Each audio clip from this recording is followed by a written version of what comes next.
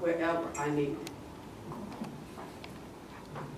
Yes, ma'am. Oh, we have a question right here, and then we'll come. Yeah? Okay, yes. Please have patience. We'll be right back. Good question. Good morning still. My question is more on approach. I mean, I've learned a lot from the panelists, and thank you all for sharing your experiences. Now, my question is on approach. What is the role of our organizations when we're bringing people together, right? When we're talking about a CBA, I really like what Joanne said, like, sometimes we gotta punch back, right? But also, when do we step back, right? And let the community decide for itself. So my question is for whoever wants to answer, how do we balance that approach, right? Because in Pilsen, we have an appointed advisory body that makes decisions without community participation. How do we prevent ourselves from falling into that trap, whether or not we're appointed? So again, how do we balance ourselves to make sure that the CBA is true to its first word, which is community, right? So that we're not we're not replacing the power structure that we're trying to challenge, right? So that's the key word. How do we balance? Cool. Somebody want to take that? Yeah. That's a good question. I just think on the north side, like that's one of our challenges is like some of the neighborhoods like Uptown or Rogers Park are still working class neighborhoods where people are going to share our values for the most part, but neighborhoods like Lincoln Park or Lakeview, most of the people probably don't. Like the majority of the people probably don't. But in both of those neighborhoods, there are still like dense pockets of like poor working class people who do share our values. So what we've been trying to do in this work is just like organize the heck out of those places. So if there's like a 90-unit building in the heart of Lakeview, that's subsidized housing, we're going to organize there. There's a 30-person shelter like a couple blocks away, we're going to organize there. And we're just going to kind of like bypass, the $750,000 condo building, so that we can build our base among the people who are going to share our values. Because what is the community? The community is people who show up. And the vast majority of people, no matter where you live, just never show up. I don't know if that's depressing. It is depressing. It's You depressing. can show up though, that's my point. I would say, I know the CBA can be intimidating because it's a legal document, but that's why you have lawyers, like Cliff. But it's an organizing campaign. It's just a regular, straight up organizing campaign. And there's no way to get around that. Your strength is going to come from your organizing. So, for example, here's how our organizing campaign went. We got started on CBA not because our organization said, hey, you know what, we should be doing the CBA. We got started on it because people in the community were complaining about it. So if you hear people complaining, well, I'm not going to support this thing because, well, whatever that because is, that's the start of your organizing campaign. It's a typical organizing campaign. When I started, I had been hearing folks, complain like, well, we're not going to get jobs, and we're not, I'm against development because of this, or, well, you know how these developments go, we never see people like us. So at some point, I say, okay, I've heard enough without me starting these conversations. People are complaining about it on their own. So if we get people together and say, okay, what would a good developer look like? What would good development look like? I mean, the first time we had 3 full pages of brainstorming, like, well, what do you guys want? And it's very clear, people know what they want. You know what your community needs. And then the second time we did, we had 5 pages, and we're like, okay, you guys want to do a coalition? Well, yeah, okay. So that's how it starts, and then the rest of it is your typical organizing campaign. Our CBA, I did not write the CBA. Our lawyer did not write the CBA. We had someone come in, do an educational session for our folks. Our folks said, and I said, I already know based on talking to folks, we're talking about jobs, we're talking about affordable housing, we're talking about education. Have some ideas, but still not really clear. So if you can cherry pick the best practices on those things and we could take a look at and twist it all about and come up with something that makes sense for our community. That's what we did. We have committees. We have 4 committees right now. You didn't hear me talk about environment because that came later out of the demands of folks saying, where's your environmental committee? I'm like, you're it. so can hear my leaders going, yup, yup. So we had 11 listening sessions in church basements with the LSCs saying, what do you guys want? And then we had, okay, who's interested in writing it? Here's what we heard our best practices. And here's our list of what people came up with so far. And our committees put it together. They're the experts. Our leaders are experts on our committees, just like they are for all organizing campaigns. So they wrote it. And my job was to go, okay, jobs goes here, training goes here, and I collated it. But that's it. So, and then as far as moving forward, our leaders are the ones in meetings with, we have at least one representative from each of our committee with public officials. With the developer, our leaders are going to be the ones negotiating. Our lawyers have put what the community wants in legalese. But don't let CBA and the fact that it's a document intimidate you. Our coalition came up with 9 pages for CBA. So, but that was me. Thank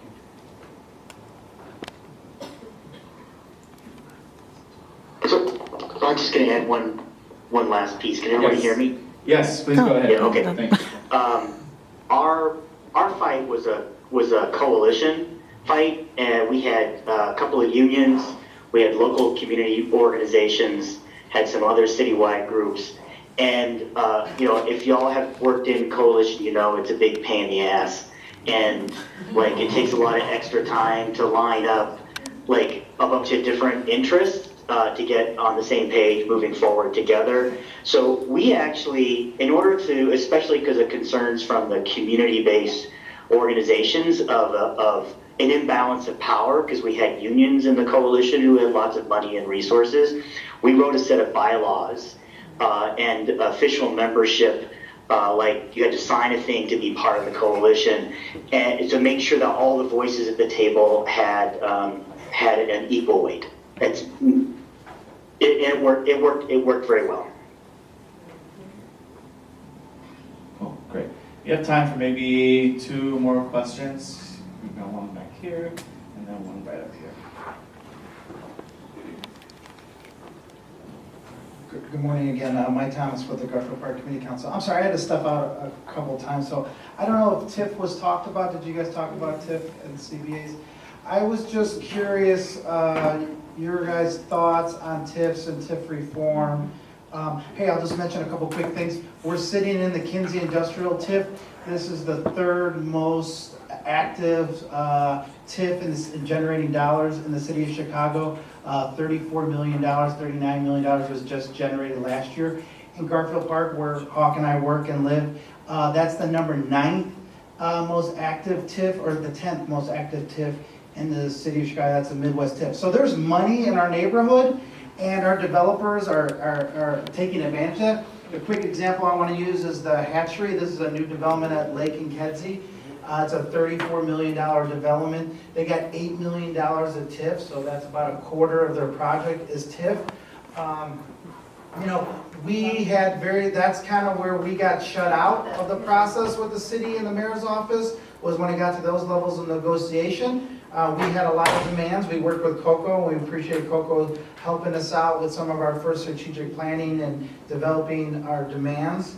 But once it got to that level, we were shut out of that process. It wasn't until the redevelopment agreement came out that we saw the level of TIF support. So after we saw that, we wanted more, right?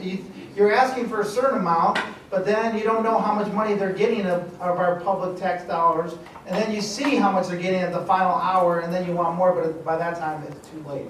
And the last thing I just want to add on this too, on the TIF, and as it relates to CBAs, is one thing that we were advocating for, we'd like to continue advocating, maybe we could talk about in a small group, is we would argue that if these projects that are coming to our neighborhoods are getting TIF dollars, that the community should have some type of ownership in these developments. The community should own part of these developments if we're using public dollars. I brought that up to Artie Kopek from the mayor's office from planning. She liked the idea, but she wasn't going to do anything about it. She's saying, well, you guys got to develop that and give us a proposal. But I know that resonates really well with us in Garfield Park, the idea that residents and communities start owning these developments that come in a neighborhood, especially when they're using TIF. So I just wanted to throw that out there. I'm not quite sure if it's a question or comment, but just wanted to put that out. Great, thank you. Does anybody up in the panel want to respond to? Yes. So I'll say that there are members in our organization who are quietly lobbying the rest of the organization to actually oppose TIFs, to push that they be abolished. Just frankly because they, and Howard knows this very well, but typically they're used as a slush fund, right? So whatever the mayor or the local alderman wants to gift to a developer, they pull that money from TIF funds, right? And if we look at where the tax money comes from, or what it's not going towards, schools and that sort of thing, people make the case that if the tax revenue actually went to where it's supposed to go in our communities, things would be in a better position. So we haven't come to a decision on that, but there is a lobbying campaign that is going on within COCO around that right now. Just to the Austin comment for a second.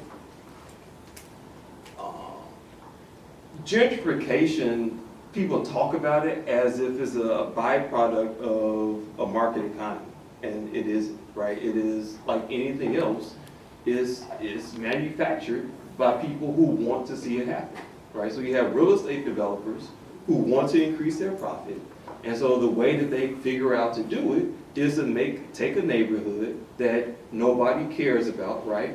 And create demand to move people there. And so you have to create the empty places for people to go, you gotta push the people out. And so there is a process by which people get pushed out of communities that we call home, right? I know firsthand, as somebody who has family in Austin, and I had to run through Oak Park a couple of times getting to and from Austin, that in the late 90s, we're in 2018, right? There was a concerted effort by a group of developers to begin buying up some of the single-family homes in the area, because they're, large, stately, right?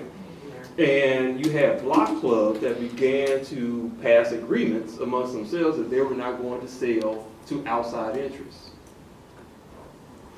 What those developers did was hire actors.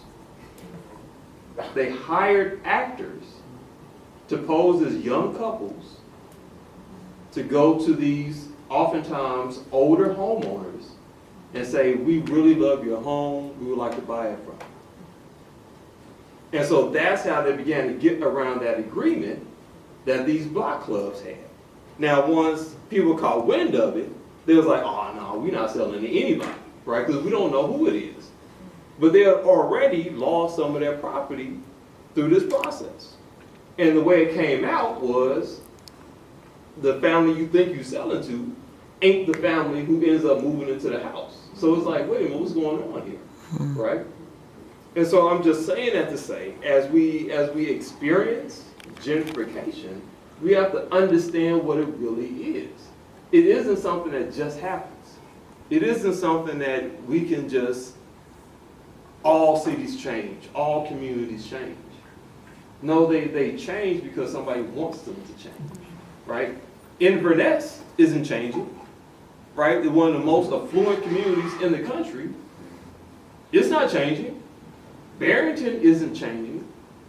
So in the same way that these communities pass laws to protect their interests, we have to make sure that we have legislation and we have elected officials who look out for our interests. Right now we don't.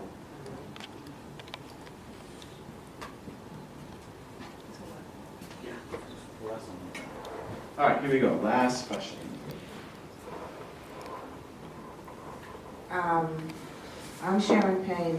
I'm with the Stop Organization, and I've been coming out to a lot of different meetings, and I've seen a lot of different groups. But I've got to make the statement they're stepping up their game and they're moving really fast. And we have got to also do the same. I see that there are a lot of other groups across the city, and that's a good thing, but I think there are other groups that still are not present here. Now, they should be present here, and we should get the word out that this thing this is going forward with or without us.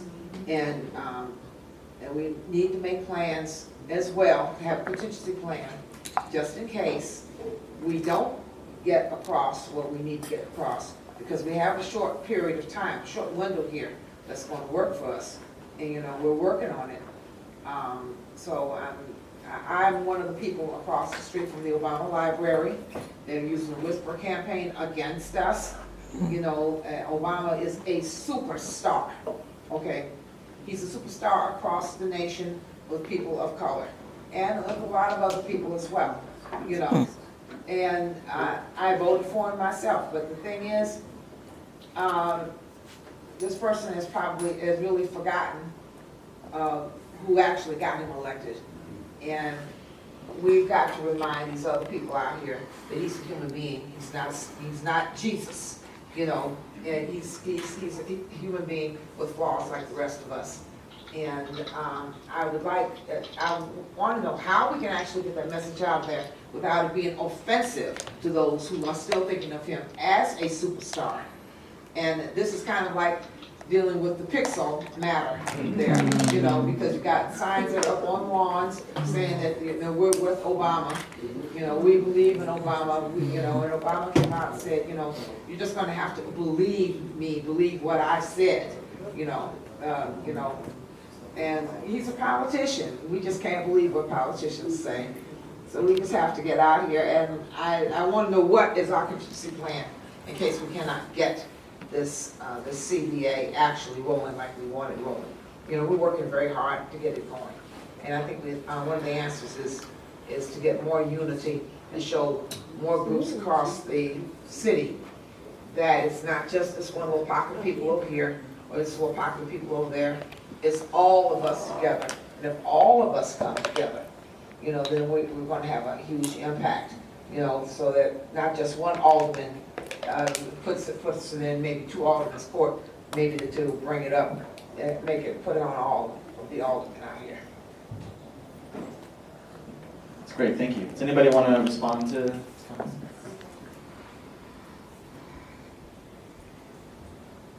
So, two things. I'm really sick and tired of people saying that CBAs are not legitimate. Obama said that. I'm really sick and tired of saying, the community doesn't need it and just trust us. I have a big problem with that because everybody else gets a contract. Everybody. The developer signs contracts with the contractors. The contractor signs